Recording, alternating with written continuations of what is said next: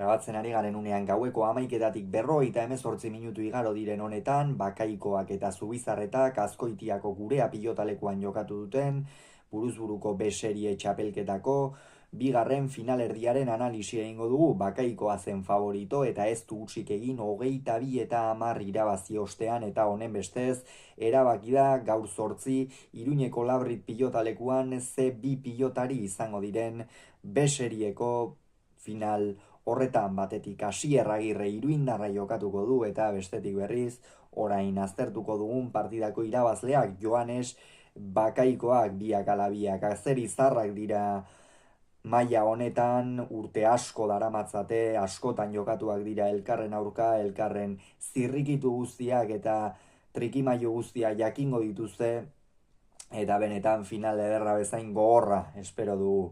Eta, partidarekin sartuta, egia esan, partidak hainbat fase izan dituela aipatu beharra dago. Lehenik eta behin Bakaikoa oso ongi hasi da, azken finean Zubizarretari irabazteko oso ongi jokatu behar da, eta bera erabat jokoz kanpo utzi eta alaxe utzi du. 5-2 aurreratu da, barkatu.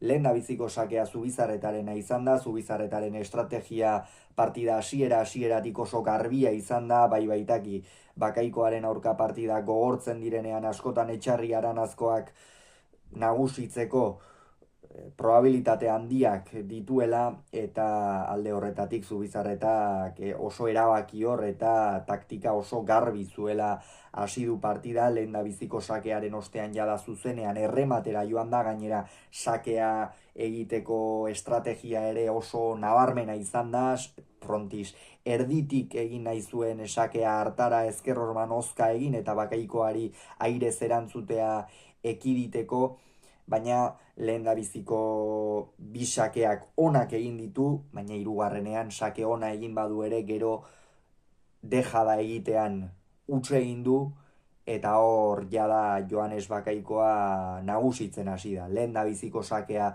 zabalera egin du, horrek esan nahi zuen Zubizarretak zalantza handiak izan zitzakeela gerora sakei erantzuterako garaian, eta askotan buruzburukoan sakei erantzuteko zalantzak baldin badituzu eta aurkariak asko nahasten badu, gero gauzak ikeragarri zailtzen dira, eta hori gertatu zaio Zubizarretari, erabat ezin kokaturik ibili da, eta Joanesek bere eremura eraman du. Hala ere, gero berriz ere sakea hartu duenean, Zubizarretak emaitza 22-10 izan bada ere erakutsi du jokatzeko bazegoela. Zer gertatu da? Bakaiko askoz ere gehiago izan dela, eta gero horregia da 7-5 eta hutseko partziala ere sartu diola. Hemen Iraitzek berriz ere jarraitu du frontis erdian sakatu eta Bakaikoa alik eta atzeren jartzen airea ekiditeko, eta gero pilotaren bila joaten hor tanto batzuk sartu ditu.